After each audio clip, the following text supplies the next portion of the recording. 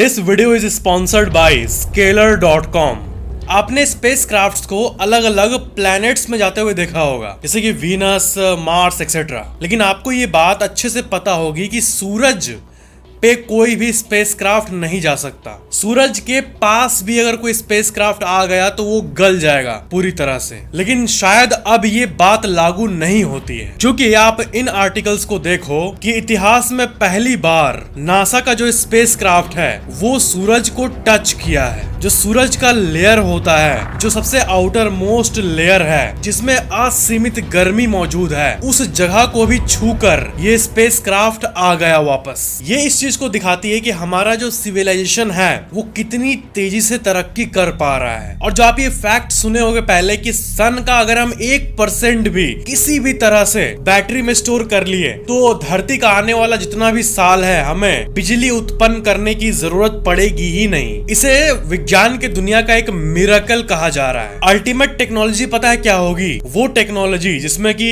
सूरज के अंदर कोई स्पेसक्राफ्ट जाए और फिर भी ना पिघले, ऐसा कोई मेटल या फिर ऐसा कोई टेक्नोलॉजी निकल जाए तो। नेक्स्ट, क्या आपको पता है कि जब आपका फोन खोता है तब आपको जो एंजाइटी होती है वो बहुत ही भयंकर लेवल की होती है। जैसे अगर किसी माँ का बच्चा खो जाए तब उसको जो लेवल की एंजाइटी होती है वो आजकल के टाइम पे किसी का फोन खो जाने पे एकदम नियर डेथ एक्सपीरियंस वाला एंजाइटी वो लोगों को हो रहा है। ऐसा क्यों? ऑफ कोर्स आपके इतने सारे फोटोज, इतने सारे एप्स, इंस्टाग्राम का पासवर्ड, आपका सोशल मीडिया का पासवर्ड, आपका लॉगिन डेटा सब आपके फोन में है, कई इंपॉर्टेंट पिक्चर्स आपके फोन में हैं। तो फोन खो जाने पर इमेजिन करो कि आप जिस फोन को यूज करते हो इसमें आपका इतना इंपॉर्टेंट डेटा है, वो आप कहीं जा रहे हो, आप फिर देख रहे हो पॉकेट में है ही नहीं।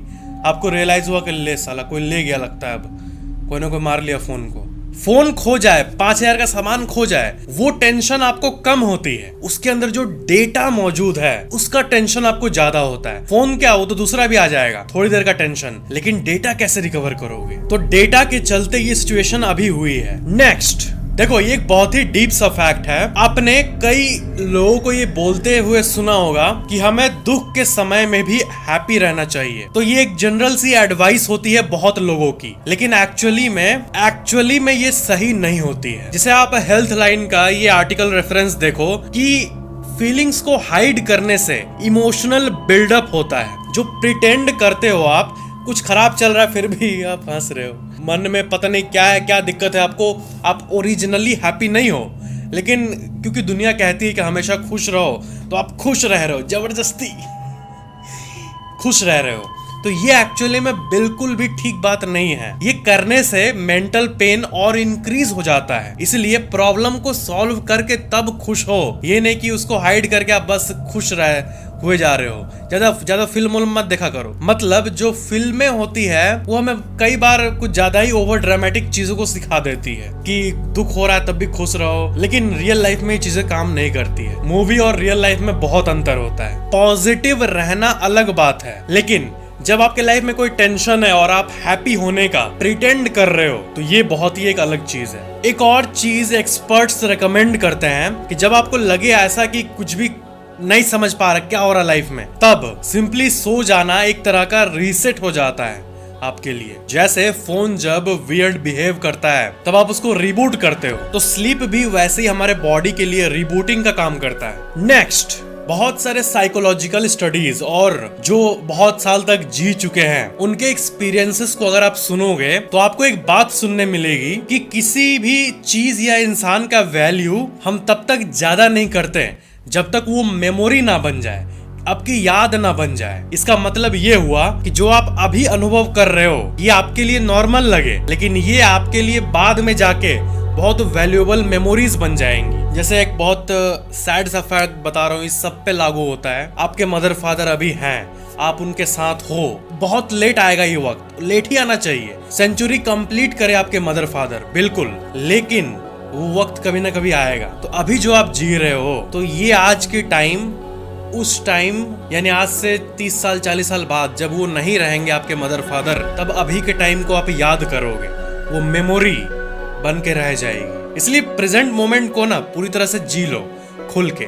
जितनी खुशियां देनी है दे दो मदर फादर को, ताकि बाद में लगे कि नहीं मैंने खुल के तो जिया है, फैमिली को हैप्पीनेस तो दिया है। नेक्स्ट, आप गाने तो सुनते ही होंगे, तो क्या आपको ये बात पता है कि कोई ऐसा गाना जो कि आप पहले सुने थे और आप उसको भूल गए हैं, और कहीं से भी आप उस गाने को सुन लेते हो, कोई और गुनगुना रहा है उस गाने को और आप उसको सुन लिए, या फिर टीवी में उसका कोई क्लिप देख लिए, तो फिर चांसेस बढ़ जाती है ऑलमोस्ट 90% कि वो गाना आपके दिमाग में वो बजता रहेगा। आपने इस चीज को जरूर नोटिस किया होगा कि कई गाने ऐसे हैं जिसको आप सुन लोगे तो आप तो नहीं गा रहे होगे, लेकिन आपके माइंड में उसका धुन बजते रहता है, कभी कभी पूरे दिन बजते रहता है। तो इसका सिंपल रीजन ये है कि जो सॉन्ग है वो हमेशा से हमारे दिमाग के लिए प्लेजरेबल रहा है, आज से नहीं।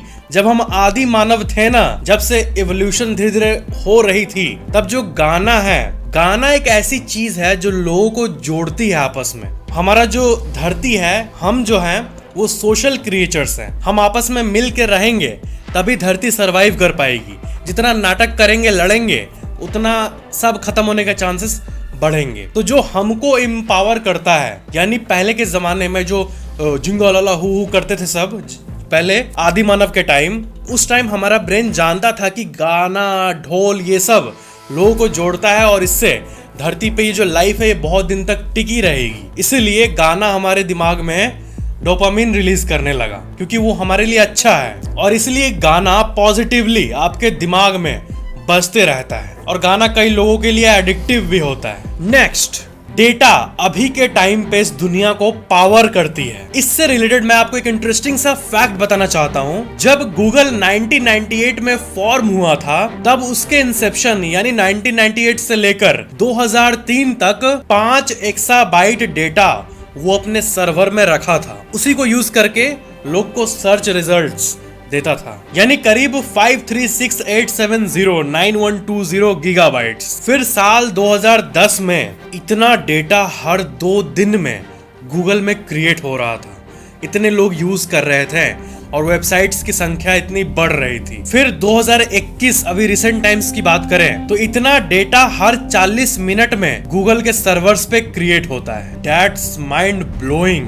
अगर आप इस चीज को फील कर पा रहे हो तो मतलब बहुत होता है ये। और एक मजेदार सा फैक्ट मैं आपको बता दूं कि साल 2009 में नेटफ्लिक्स ने $1 मिलियन का प्राइज रखा था, एक ऐसा एल्गोरिदम को बनाने के लिए जो सबसे एक्यूरेटली किसी यूजर के मूवी टेस्ट को प्रेडिक्ट कर सके। एंड उन्होंने ऐसा एल्गोरिदम को अचीव कर भी लिया डेटा का यूज करके, जिससे अभी नेटफ्लिक्स एनुअली $1 बिलियन यानी 8,000 करोड़ रुपए को सेव करता है एज कस्टमर रिटेंशन। मतलब आप अगर किसी प्लेटफॉर्म पे मूवी देखते हो, आपका टेस्ट वो सही से प्रेडिक्ट करेगा, तभी तो आप उस प्लेटफॉर्म पे रहोगे। ये सुनने में सिंपल लगता है, लेकिन इसको अचीव करना बहुत ही हार्ड टास्क है। लेकिन नेटफ्लिक्स ने डेटा की मदद से ये अचीव कर लिया, और इसके चलते उसको $1 बिलियन का वर्थ का एनुअल कस्टमर रिटेंशन मिलता है। और यही वो कारण है जिसके चलते डेटा साइंस आज के समय में सबसे हाई पेइंग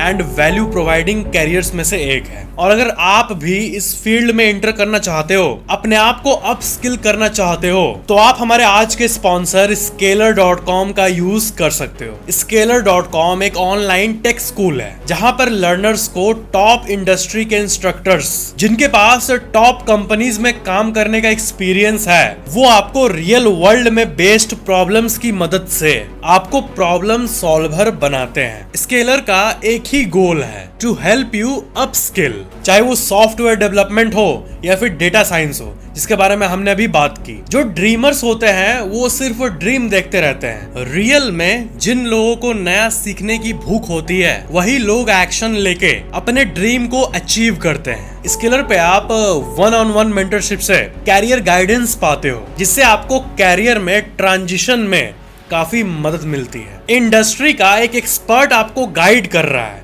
इससे बेस्ट और क्या हो सकता है। कैरियर के लिए नेसेसरी स्किल्स हो या फिर जॉब इंटरव्यू कैसे क्रैक करना है, आप सब सीख सकते हो स्केलर पे।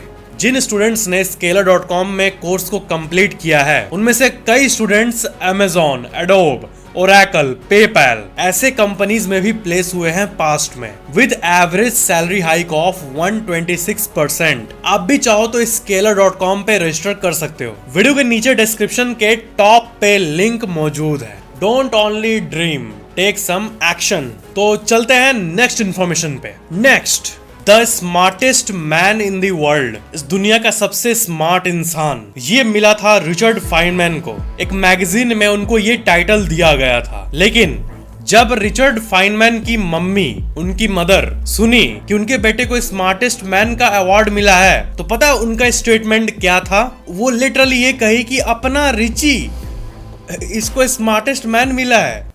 भगवान ही बचाए इस दुनिया को। मतलब आप कितने भी बड़े कुछ भी स्टार बन जाओ, आप अपने पेरेंट्स के लिए एक क्यूट से बच्चे ही रहते हो। जैसे आपका फ्रेंड सर्कल होगा, बैच होगा, उसमें मान लो एक श्याम नाम का लड़का है, उसको कॉलेज का टॉप डिसिप्लिन लड़का का अवार्ड मिल जाए, तो आप लोग सब मिलके हंसोगे, कह रहे श्याम को डिसिप्लिन वाला अवार्ड मिला है। मतलब सामने वाले लोगों के लिए ये फनी हो जाता है और दूर वाले लोगों के लिए एक सीरियस अचीवमेंट हो जाता है। नेक्स्ट, जो भी लोग बुरे वक्त पे होता है ना, ब्रिज से कूदने का डिसीजन बना लिए कि अब तो मेरे को जीना ही नहीं है, तो जो ऐसे माइंड के होते हैं वो आपको पता है जैसे ही वो ब्रिज से कूदते हैं उनको फिर रिग्रेट फील होता है कि मैंने ये क्यों किया। क्योंकि हर इंसान अपने अंदर मौजूद गिल्ट, नेगेटिविटी, इन चीजों को मारना चाहता है, खुद को थोड़ी। इसलिए अपने ब्रेन को हमेशा स्ट्रांग रहना चाहिए। क्योंकि अगर कोई समुद्र में जाके डूब रहा है जानबूझकर, तो भले ही वो डूब रहा है लेकिन तब भी वो तड़पेगा जिंदा रहने के लिए। वो आखिर में उठेगा ही वहां से। अपने आप को सरवाइव करने के लिए वो फाइट करेगा ऑटोमेटिकली उसका बॉडी। इसका मतलब वो अपने बॉडी को नहीं मारना चाहता है, बल्कि असल में उसके अंदर मौजूद किसी नेगेटिविटी को मारना चाहता है। नेक्स्ट, क्या आपको पता है कि चैमोनिक्स फ्रांस में एक ऐसा ग्लास का कंपार्टमेंट है जिसका नाम है स्टेप इनटू द वॉइड। ये जो ग्लास है ये लिटरली 3842 मीटर ऊपर मौजूद है। मतलब अगर आप इसके अंदर घुसोगे तो जो नीचे वाला एरिया है, अगर ये बाई चांस टूट गया तो सीधा आप 4 किलोमीटर नीचे गिर जाओगे। जैसे भारत के राजगीर में ग्लास ब्रिज मौजूद है, उसी का एक अल्टरनेट एडवांस्ड वर्जन है। नेक्स्ट, विजय माल्या का एक घर है और आप इस घर को देखो, $20 मिलियन। लाइव मिंट का आप ये आर्टिकल देख सकते हो। जमीन से ऑलमोस्ट 400 फीट ऊपर बेंगलोर में मौजूद एक ऐसा घर है जो कि स्काई स्क्रेपर के ऊपर बना हुआ है, लिटरली। मतलब अपार्टमेंट के ऊपर घर, और एकदम ये अच्छा सा घर दिखेगा। इस पे आप होगे तो आपको पता ही नहीं चलेगा कि आप इतने ऊपर हो, क्योंकि घास, स्विमिंग पूल सब कुछ मौजूद है इसमें। लेकिन जब विजय माल्या का केस आया तो ईडी ने, यानी इन्फोर्समेंट डायरेक्टरेट ने, ये सब प्रॉपर्टी को सीज कर लिया। मतलब अब ये प्रॉपर्टी इंडियन गवर्नमेंट के पास है। नेक्स्ट, इंडिया का एवरेज पार्किंग प्राइस कितना है? अगर आप ट्रैवल करते होगे तो आपको ये पता ही होगा कि अगर आप पार्क करोगे किसी फेमस जगह पे तो आपको दिन का या फिर घंटों का 50, 100, 200 रुपए तक पार्किंग रहता है। लेकिन अगर आप अमेरिका के न्यूयॉर्क सिटी में, जो कि वर्ल्ड का सबसे टॉप क्लास जगहों में से एक माना जाता है, क्योंकि वहां पे $1 मिलियन कुछ भी नहीं है। वहां पे ऐसा है कि अगर आपके पास 7-8 करोड़ हो गए ना तो आपको गरीब बोला जाएगा, क्योंकि वो बिलियनियर्स और अल्ट्रा मिलियनियर्स का हब माना जाता है। तो वहां पे जो एवरेज पार्किंग प्राइस है वो लोकेशन टू लोकेशन डिपेंड करती है, लेकिन वहां पे 3000, 4000, 2000 ऐसे पार्किंग रेट्स होते हैं। जैसे इंडिया में 50-100 रुपए होता है, वो वहां पे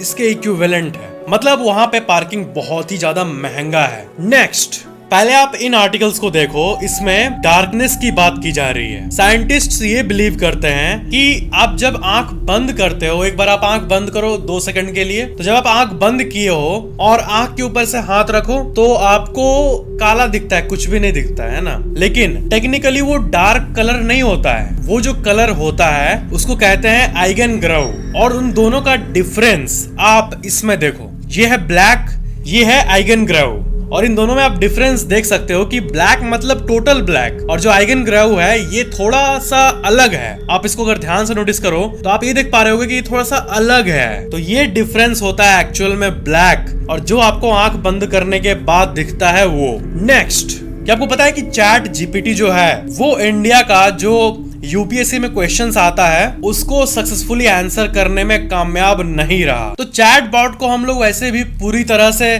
सब कुछ में इफिशिएंट होगा ऐसा तो नहीं कह सकते, लेकिन इससे एक चीज पता चल रहा है कि यूपीएससी के एग्जाम कितना हार्ड होता है। ये चैट जीपीटी इधर क्या क्या का आंसर दे रहा है, कुछ भी का एकदम हाहाकार मचा दे रहा है, और यूपीएससी में फेल हो गया।